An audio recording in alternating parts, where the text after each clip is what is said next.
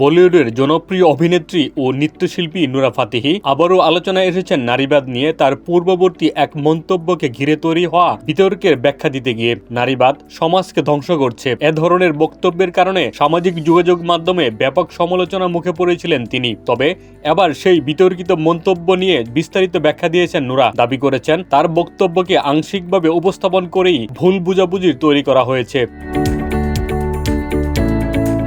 সম্প্রতি একটি পডকাস্টে অংশ নিয়ে নুরা ফাতেহি বলেন, তার আগের বক্তব্যের একটি ছোট অংশ কেটে সামাজিক যোগাযোগ মাধ্যমে ভাইরাল করা হয়, যার ফলে মূল প্রসঙ্গ হারিয়ে যায় এবং দর্শক শ্রোতারা ভুলভাবে বিষয়টি ব্যাখ্যা করেন। তিনি বলেন, গত বছর আমি একটি পডকাস্টে নারীবাদ নিয়ে কথা বলেছিলাম, কিন্তু পরে সেই পুরো আলোচনার মধ্য থেকে কয়েকটি ছোট ক্লিপ করে আলাদা করে রিলস ও টিকটকে ছড়িয়ে দেওয়া হয়। সেগুলোই ভাইরাল হয়ে যায় এবং মানুষ পুরো বিষয়টা না জেনে ভুল ব্যাখ্যা করেছেন।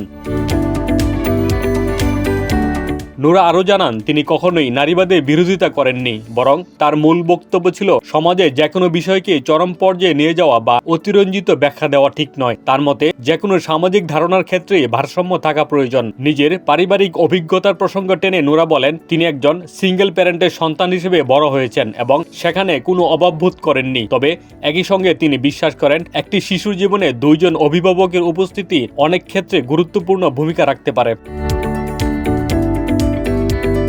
আবার অনেকে মনে করেন খণ্ডিত ক্লিপের কারণে তার বক্তব্য ভুলভাবে উপস্থাপিত হয়েছে। নতুন এই ব্যাখ্যার মাধ্যমে নুরা ফাতেহি আবারও নিজের অবস্থান স্পষ্ট করার চেষ্টা করেছেন এবং জানিয়েছেন তার বক্তব্যের উদ্দেশ্য কখনোই কোনো সামাজিক আন্দোলনকে আঘাত করা ছিল না। তিনি আশা প্রকাশ করেন ভবিষ্যতে তার মন্তব্যগুলো সম্পূর্ণ প্রেক্ষাপটে বিবেচনা করা হবে।